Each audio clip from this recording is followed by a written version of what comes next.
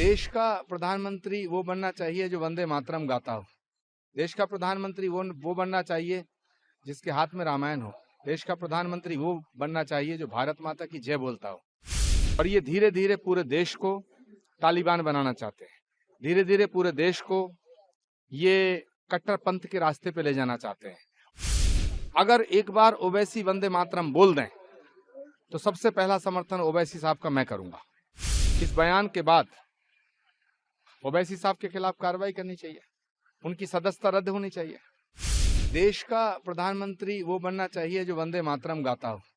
देश का प्रधानमंत्री वो बनना चाहिए जिसके हाथ में रामायण हो। देश का प्रधानमंत्री वो बनना चाहिए जो भारत माता की जय बोलता हो। देश का प्रधानमंत्री वो बनना चाहिए जो इस मातृभूमि की वंदना करता हो।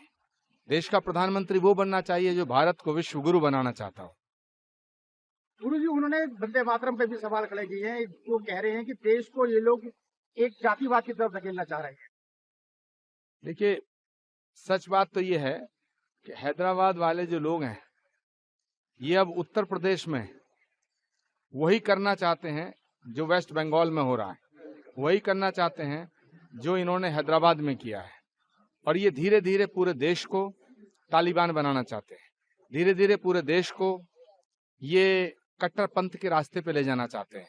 ओवैसी साहब बहुत अच्छे वकील हैं, पता नहीं उन्हें क्या हो गया है। अगर एक बार ओवैसी वंदे मातरम बोल दें तो सबसे पहला समर्थन ओवैसी साहब का मैं करूंगा। कहते हैं कि बाबरी मस्जिद का फैसला जो है सुप्रीम कोर्ट ने गलत लिया था, इस पे क्या आपकी राय है, क्या कहें? ये तो सुप्रीम कोर्ट को सोचना चाहिए। सुप्रीम कोर्ट को इस बयान के बाद ओवैसी साहब के खिलाफ कार्रवाई करनी चाहिए, उनकी सदस्यता रद्द होनी चाहिए। भारत की सर्वोच्च अदालत के फैसले को गलत फैसला करार देना ये देश के माहौल को बिगाड़ने जैसा है, पूरे भारत के सामाजिक समरसता और ताने बाने को तोड़ने जैसा है। ओवैसी साहब के खिलाफ कार्रवाई होनी चाहिए। जहां तक बाबरी मस्जिद का सवाल है, बाबर एक लुटेरा था। बाबर के नाम पर मस्जिद भारत में कलंक थी। सुप्रीम कोर्ट ने वहां श्री राम जन्मभूमि के मंदिर का निर्माण का फैसला करके भारत की अस्मिता, अस्तित्व और सनातन को बचाने का काम किया है।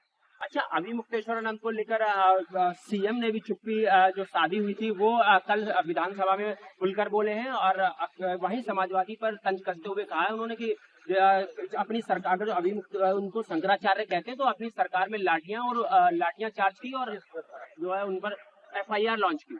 समाजवादी पार्टी हिंदुओं को बांटना चाहती है। समाजवादी पार्टी हिंदुओं का विभाजन करके सत्ता पाना चाहती है। लेकिन अब ये हिंदू समाज को सोचना है कि उसे बंटना है, घटना है या कटना है।